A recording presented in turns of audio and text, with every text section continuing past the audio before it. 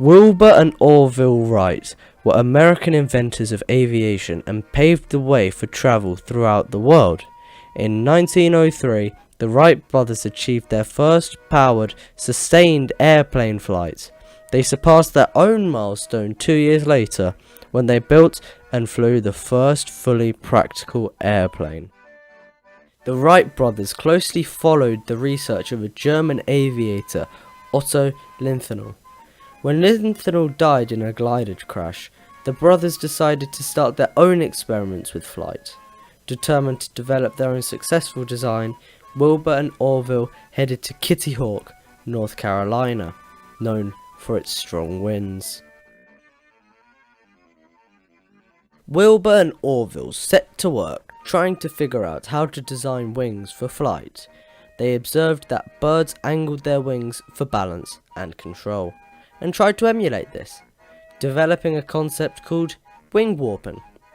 When they added a movable rudder, the Wright brothers found they had a magic formula.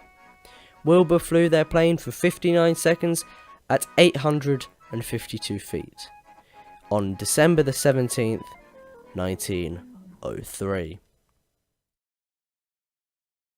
We cannot forget the use of planes in World War I and World War II, but during the First World War there was not much commercial use for planes as there was a pretty big war, so the soldiers needed planes on the battlefield. They were mostly single engines, biplanes and triplanes. By the Second World War, technology was a bit more up to date, so there were things like stealth jets, dive bombers, seaplanes. It was jazzy.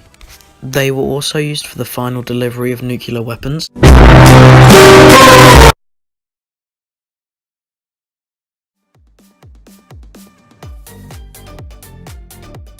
On the 2nd of August 1909, the United States Army Signal Corps purchased the Wright Model A for the intention of military use. Similar planes were later used for reconnaissance to document enemy activity. This use of planes was present in both world wars. The uses of planes began to further expand. For example, planes were now used for artillery spotting, gaining air superiority, bombing, attacks on ground forces, and anti-submarine patrols. The World Wars provided a huge step forward for the development of militarized planes. Both the Allies and the Axis powers wanted to gain air superiority over each other. This meant that each side would be constantly trying to produce more powerful planes than each other. Since then, globally, the use and importance of aviation has dramatically increased. The planes too have developed by an incredible amount, with some aircrafts being able to surpass the speed of sound. Within the modern Air Force, there are many different categories of aircrafts. These categories include fighters, which secure control of essential airspaces by driving off or destroying enemy aircrafts. Bombers, which are larger, heavier, and less maneuverable aircrafts designed to attack surface targets with bombs or missiles.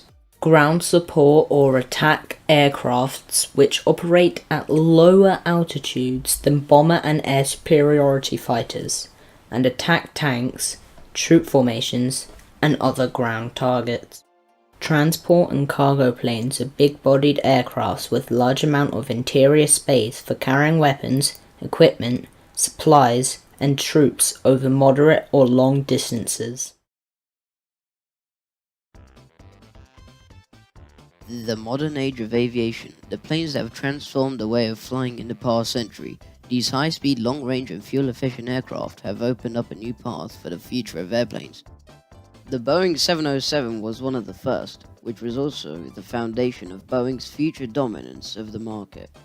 This became the standard for modern commercial design, with a top speed of 600 miles an hour and a range of roughly 3,000 miles. The American jet revolutionized travel. The Boeing 747, however, took these aspects even further. With its new wide-body design and the addition of its second floor at the front, it could carry 490 passengers across the globe. Due to its massive height, the 747 was about the height of a 6-story building. It then became known as the Queen of the Skies. With the introduction of the 747-8, the line is set to continue for more years to come. Then, Concorde was introduced. It was the first commercial jet with capabilities of going faster than the speed of sound. It was a technological masterpiece. However, it was also impractical due to the huge amount of fuel that it burned, and due to its iconic sonic boom, it could only fly over water. Concorde took its last flight in 2003 after a major crash in 2000. Afterwards, the more recognizable planes started to appear, such as the Airbus A320 and the Boeing 787 Dreamliner. The Airbus A320 was the first plane to fly by computer programming, meaning reduced workload on the pilot and a more reliable system.